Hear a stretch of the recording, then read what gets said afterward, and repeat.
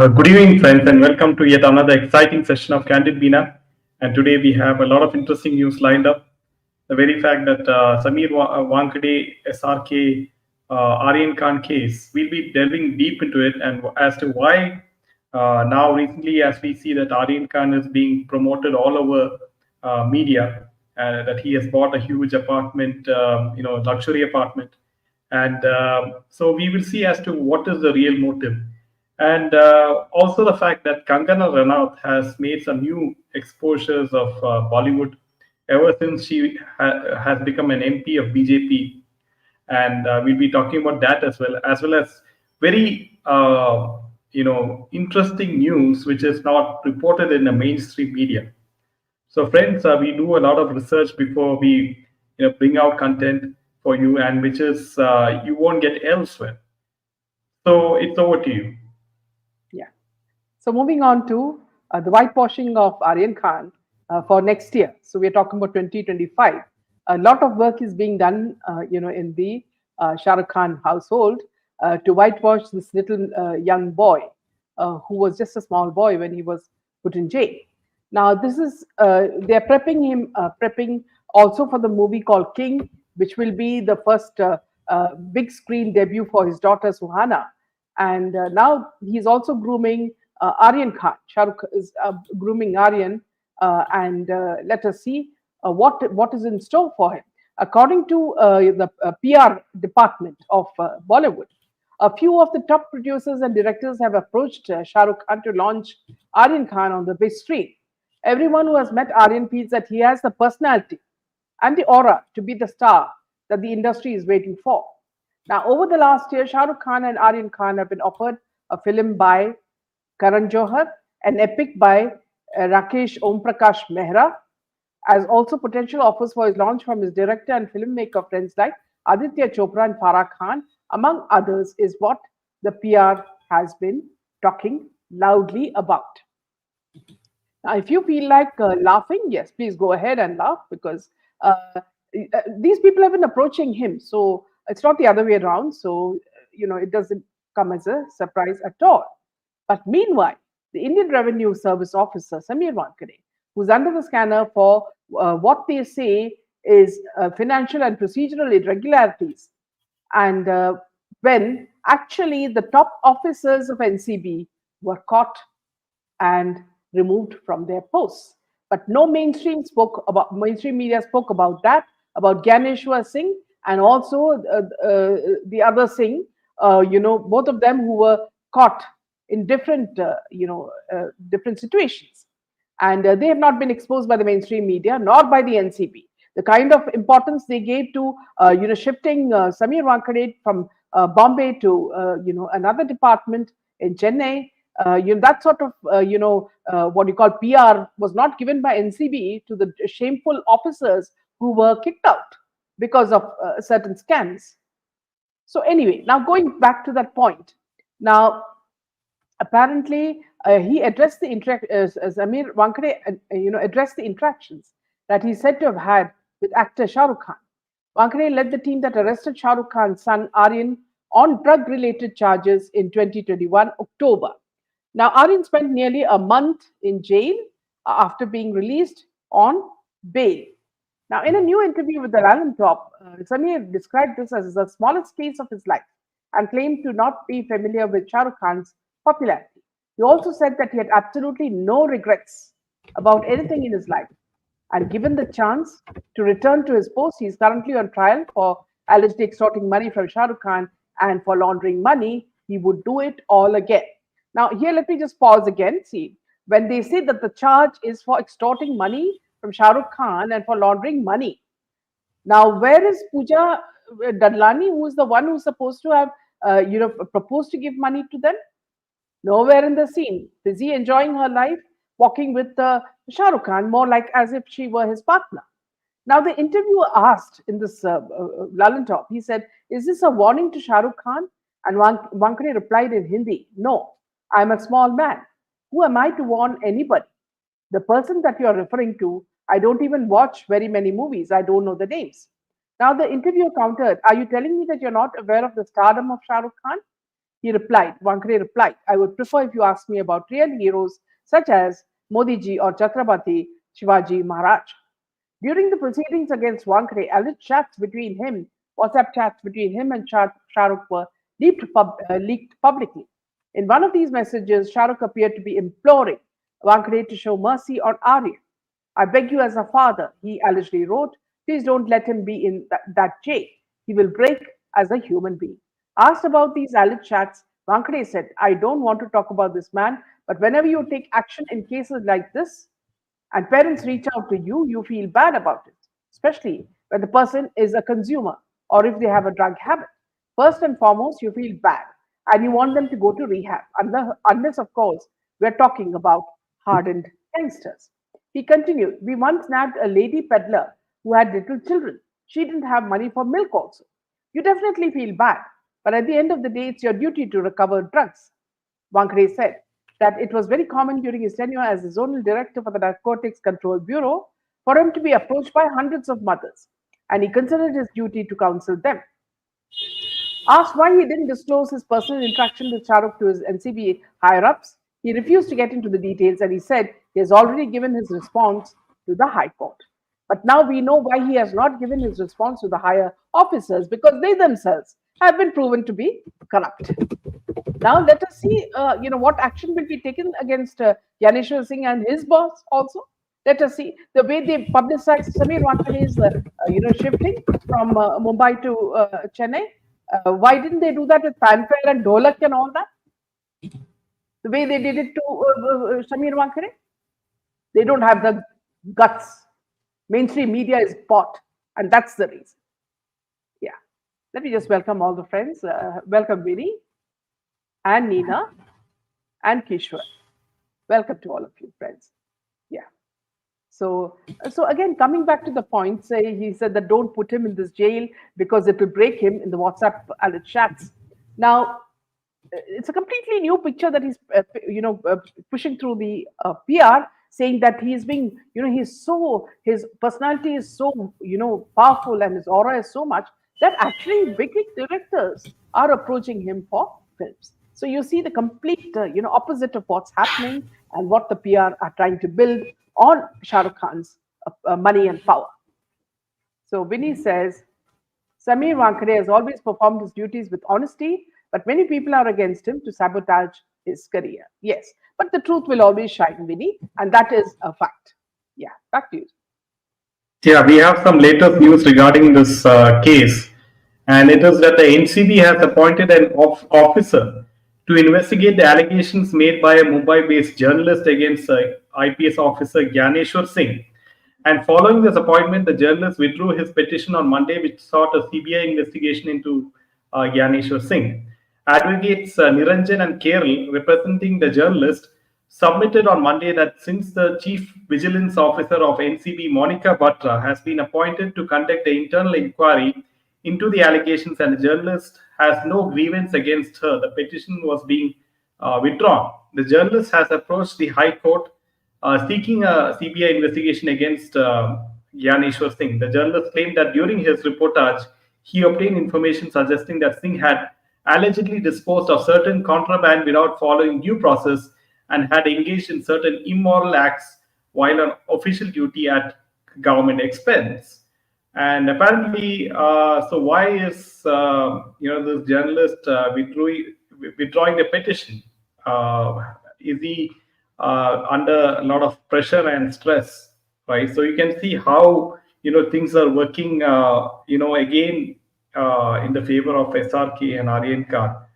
So this is the latest news we have exclusively for you from Candid Meena regarding this particular case, because many of you had asked what had happened in this particular case and what is the latest information. You don't see any mainstream media reporting this case at all. You won't get it from mainstream media channels, and we have this information for you exclusively. Yes. Yeah. Now moving back to the wave of sexual assault allegations in the Me Too movement in the Malayalam film industry. Now another actress has come out. Her name is Soumya, and she has launched shocking allegations against a Tamil director, accusing him of horrific mental torture and physical and including sexual assault. Now, in an interview to NDTV, she alleged that the director was grooming her to be his sex slave when she was just 18 years old. The actress said that when she was 18, the man approached her and arm twisted her family into letting her pursue acting. He also referred to her as his daughter, while his own daughter had left the couple after accusing her father of rape. She outlined how she was groomed by the man throughout movie shoots and interactions. She revealed how the director and his wife exposed her to the glamorous life of an actor, bribing her with the lifestyle. She revealed that the sexual abuse continued for many days, and one day he even inserted a rod into her genitals as a form of entertainment. Soumya said that she will soon reveal the name of the director to the special team formed by the Kerala government investigating sexual assault cases in the film industry. It took 30 years for me to heal and recover from the sense of shame. I encourage survivors to report all such abuse, the actress told NDTV. Soumya said that in the 90s, after delivering multiple hit films, she was sexually abused also by a co star who sexually abused me and has now been named in the Hema committee report. She said directors, actors, and technicians abused me. There were also rights violation. One person spat pan on me. Now, speaking to the media, she alleged that the man came to her with his wife when she was only 18, and he messed with her brain, this director, saying he wanted to have a child with her. Now, she said she'll disclose all the details of the perpetrator and his name to the Kerala SIT, which is tasked with probing Me Too allegations against actors and directors in the Malayalam film industry following the release of the Hema Committee report. Now, the report has brought to light the alleged sexual abuse against women in the movie industry. I was in a fantasy world, she said, so I went for a screen test with this couple. I was a child. I did not know much, she told the TV channel. She said her family was forced into letting her act after the director told her father about the expense for the screen test. Now, Soumya said that during the shooting, he didn't speak to her and gave her the angry silent treatment. While his wife, the director on paper, he was actually directing the whole film. She went on to reveal that the man's daughter had accused him of rape and left him. However, the couple told her the daughter was lying. They then allegedly took her to their home, giving her good food and saying nice things. As a teenager who was rebellious at home, she took a liking to this nice couple. That was the grooming process. He knew fully well that what he was doing, she told the channel. She said once when his wife was not around, the man called her his daughter and kissed her. I completely froze. I was so desperate to tell my friends, but I couldn't. I was ashamed, thinking I had done something wrong, she said. While she also continued to say that she used to go for dance rehearsals and come back. At some point, he forced himself on me and raped me. This went on for close to a year while I was in college. Soumya said it took her 30 years to heal and recover from this sense of shame. Now, this is absolutely shocking. And as you see how, the woman has changed, and she has become a mature lady who is now not scared because all the women in the Hema report have boldly come out and started to tell what has actually happened. Now, moving on to Yeah, another, just yes, yeah, one please. one more comment is hats off to this brave lady for coming out so bravely and exposing the whole film industry. And now the SEMA report has become like a virus, and each and every lady who has been exploited in the film industry, they are coming out and exposing as to what really happened to them. And this is a very good movement, and we need more ladies coming out and exposing the wrongdoings to them.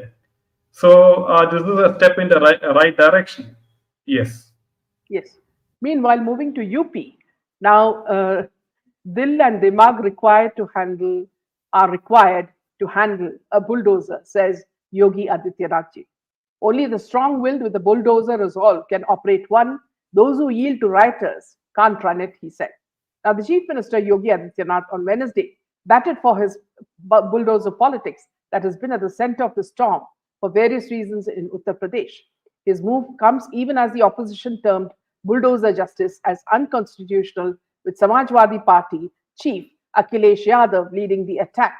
Now, the Supreme Court on Monday has said it will lay down guidelines to regulate demolitions across India.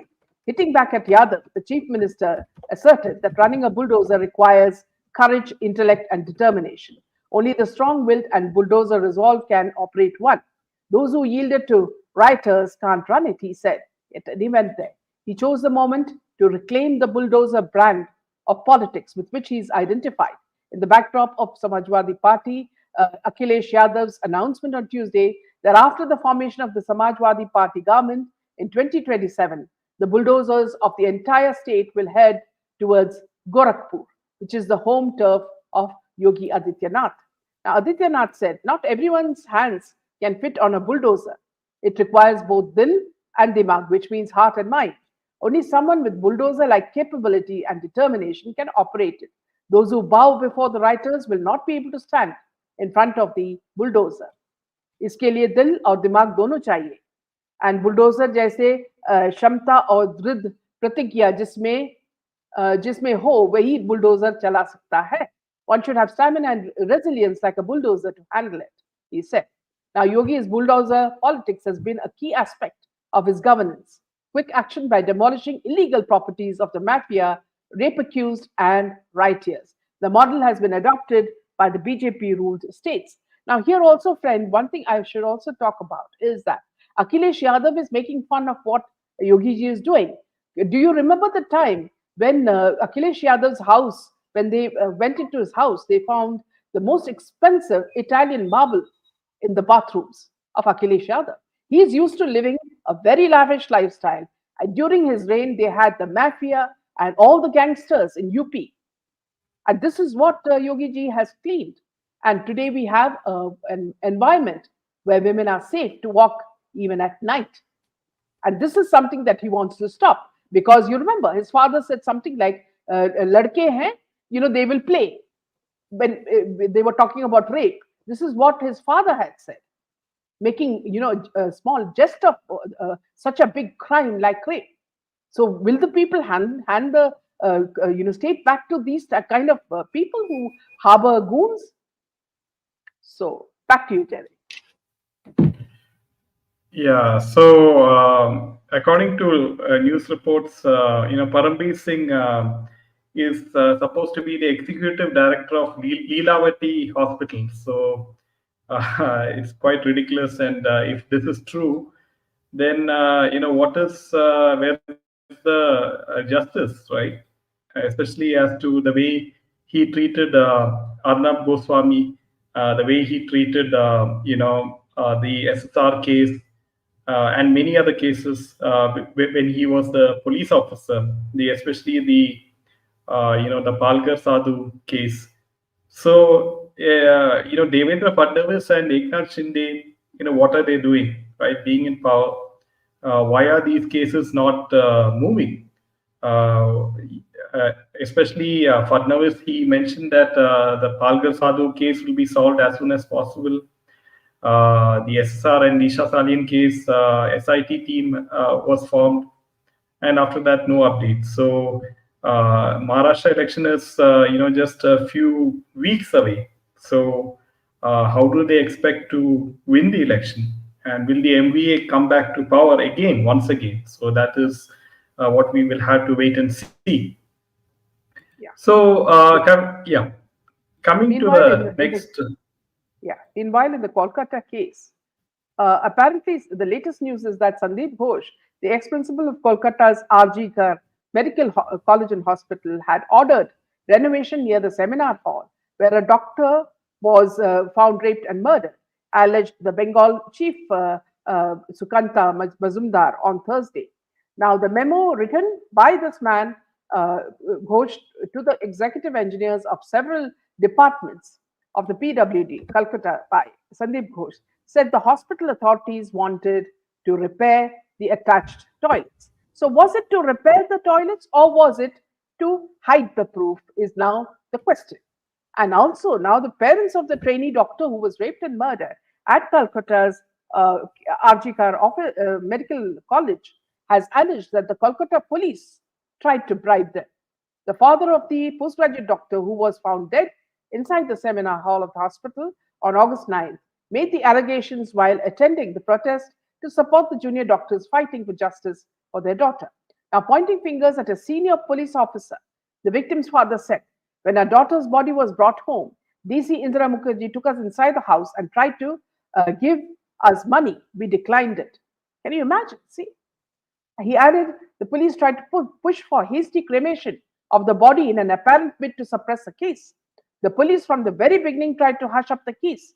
We were not allowed to see the body and had to wait at the police station while the body was taken for post-mortem examinations. Later, when the body was handed over to us, a senior police official offered us money, which we immediately declined, the father of the deceased doctor said. He also accused the Kolkata police of lying to the media.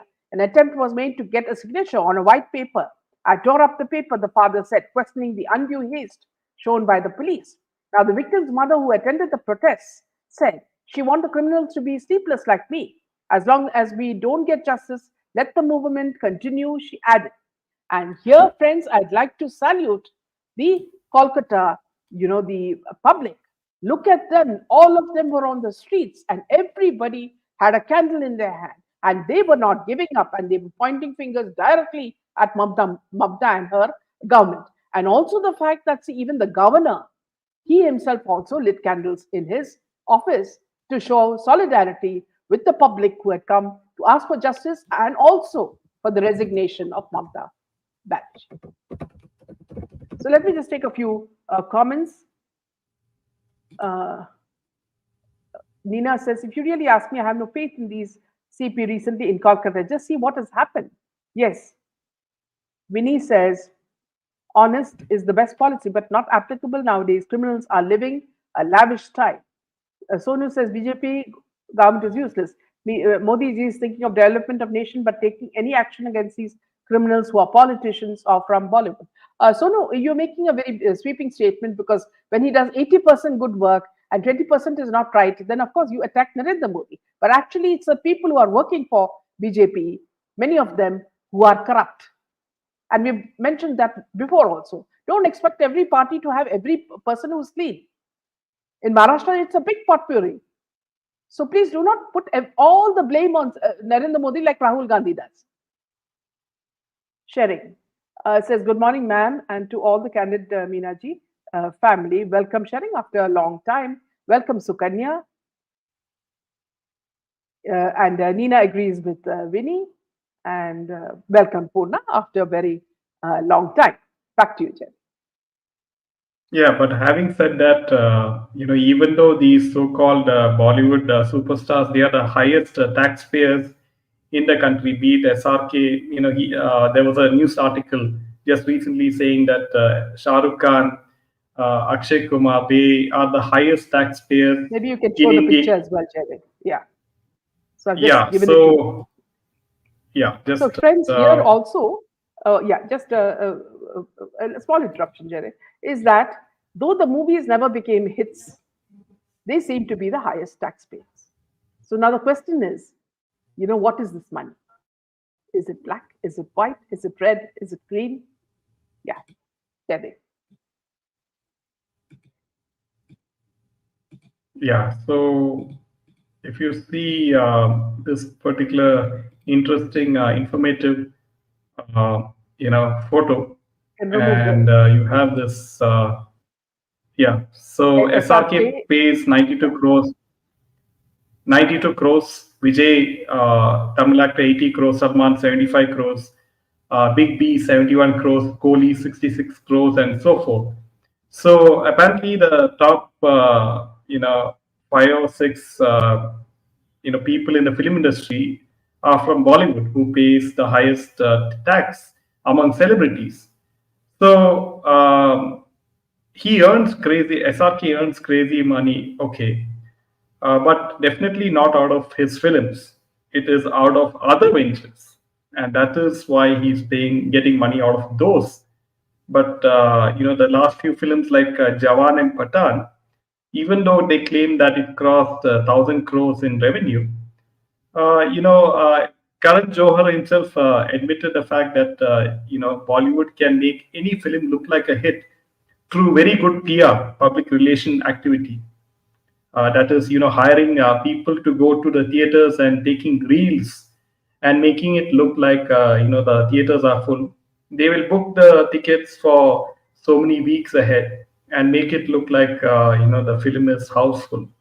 And we have explained it in several videos as to how you can create a false perception by hiring the movie review people, as well as film trade analysts, to write and tweet in your favor. So now, coming to the next piece of news, apparently it is Kangana Ranaut, and Kangana Ranaut has once again, she has given interview to Aapki Adalat, and apparently in that particular interview, Rajat asked Kangana many questions regarding Bollywood and how she used to expose, Bollywood people. And apparently, Kangana said, she has called the star kids dumb and crazy. And apparently, when Rajat reminded about what she said about Diljit and other celebs and questioned if her the wrong language was necessary, this is what she said: "You are representing me in very good poor light. You're not sharing what Diljit said. He abused me. I feel you have met Karan Johar and come for this interview. It is all a conspiracy against me." Apparently, she also said, she hit back at the Udta Punjab actor for tweeting against her again for commenting on an elderly Sikh woman who had joined a farmers' protest. She called her Karan Johar's pet and tweeted, "Karan Johar's pet, a grandma who was protesting in Shaheen Bagh for her citizenship. The same grandma was seen protesting with the farmers. I don't even know who is Mahinder Kaur. What is this new drama?" So apparently, she still has a lot of, enmity with Karan Johar. It is quite apparent even now. But at the same time, she keeps switching sides every now and then. Then she keeps praising the Khans. And then in an old interview with Arnab Goswami back then, she said that everyone, takes drugs in Bollywood, and there are drug parties. And And also, so, yeah, and also the fact that see Kangana's movie has been on hold, just like Vinny said. It has been kept on hold. It has not been given a censor certificate. While the series on the Kandahar tragedy that happened, they have given a small disclaimer. People yes, won't even notice it, saying that the names were actually blah blah blah blah, which is the Islamic names of the terrorists and not the other. Now, you know, to see all this, I started watching the series, and I couldn't watch it because even the beginning, the way they started it, they showed the air hostess flirting, with the man, one of the hijackers, saying that, when he asks her for water, now which passenger enters a flight and even before they are seated asks for water? The biggest flaw that these directors make, they don't care. So he asks for water and she obliges and she gives him water.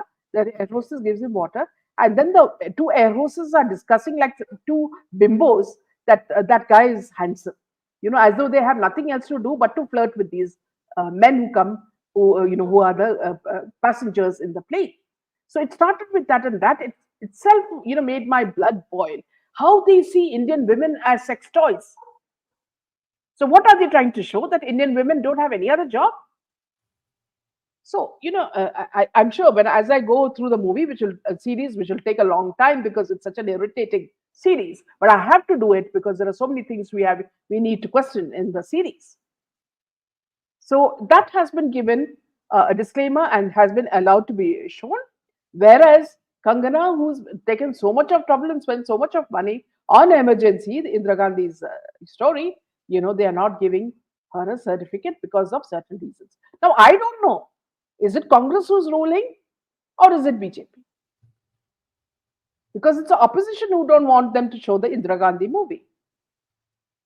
And how come BJP, who's in power, is making such a fuss that they will also not help Kangana to show the movie? I know, as even I made a small documentary which won the award. I know how much of tension goes into releasing a movie or a documentary, and this lady would have spent so much of money on that and so much of tension. And look at the way it is being postponed. And just because she speaks frankly about the industry, I'm not saying that she is, so 100% right or 100% wrong. No, but this is not right. And in fact, the director who did the movie on Mopla massacre, he says, "What censorship are we talking about? They will give movies which are mudsling the Hindus quick certificates." So is this Prasoon also, a part of it? Is my question. The one who's very chummy with all these Karan Johar types. Yeah, back to you. Yeah, so that's all the news for today, friends, and we will see you at the same time tomorrow. Until then, Jai Hind and Jai Shri Ram. Jai Shri Ram.